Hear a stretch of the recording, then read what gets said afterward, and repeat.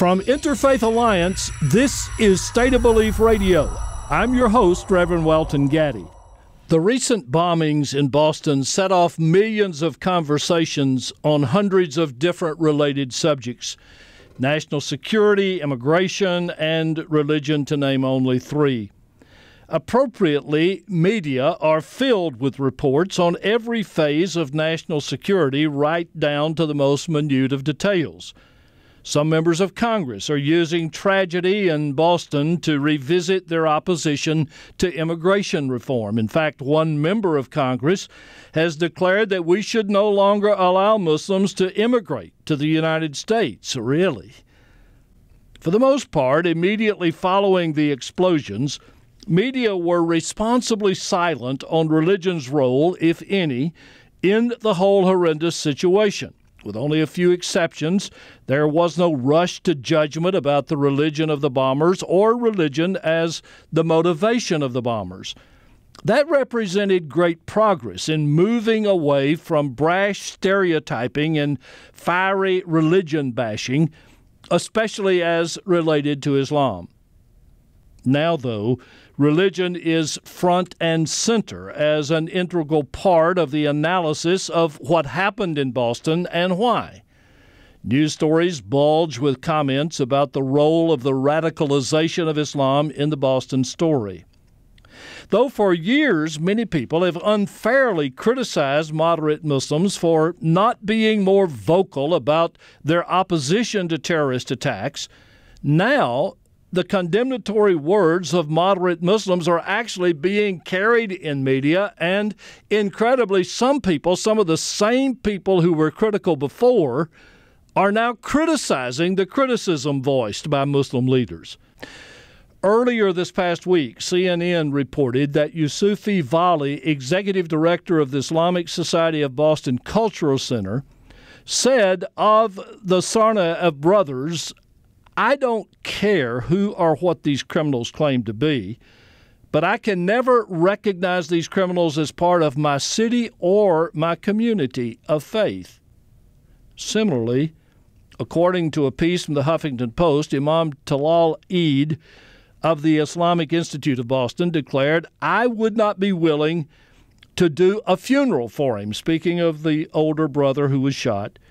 "This is a person who deliberately killed people. There's no room for him as a Muslim. He already left the fold of Islam by doing that." Critics of these comments think the religious leaders should continue to embrace the Tsarnaev brothers, though condemn their acts. Interesting. Of course, the public never has condemned Christianity for the existence and mean behavior of the Ku Klux Klan. Jews have not separated themselves from Meyer Lansky and Bugsy Siegel, who claimed a devotion to Judaism. So I find the question interesting: who gets to identify a person's religion? Who has the authority to take another person's religious identity away? Is religious identity the prerogative of every individual? Perhaps, though, equally important is the question, I hear some of you asking it already, what does it matter anyway? Well, my guess is that the Muslims that I have quoted have mixed motives for their understandable comments meant to disassociate the actions of the two brothers from Islam.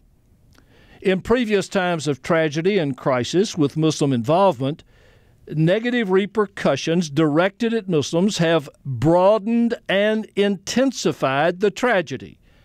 After the horrors of the Boston bombing, how possibly could a Muslim not fear misdirected violence perpetrated by non-discriminating people who assume all Muslims are like one or two Muslims?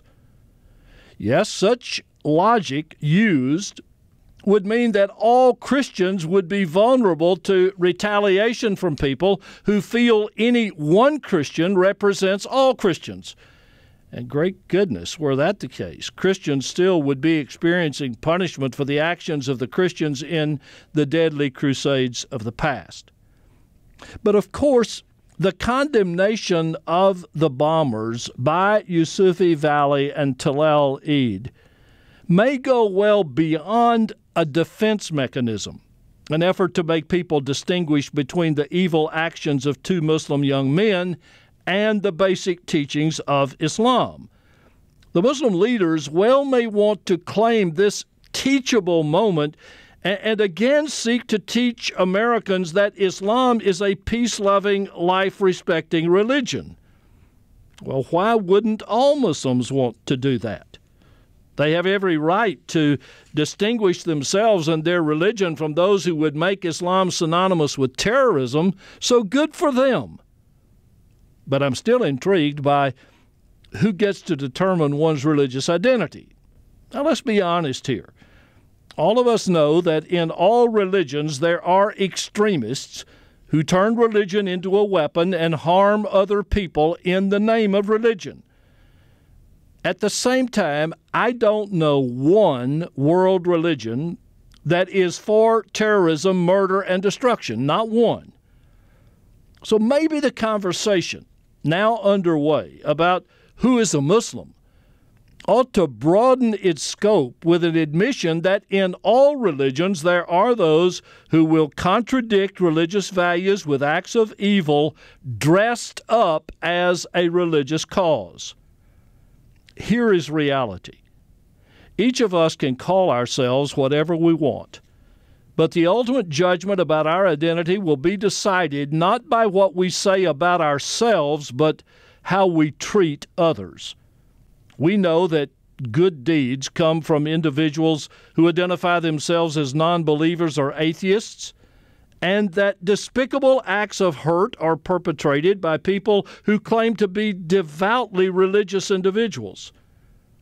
In the long run, what is best is to know that regardless of the label we hang around our necks or imagine posted on our foreheads is not nearly so definitive as the way we live our lives. We have too much work to do, friends, to take time to pass judgment on another person. Let's start staying busy to be the people who are shaping more secure communities by our ceaseless involvement in random but pervasive acts of doing good.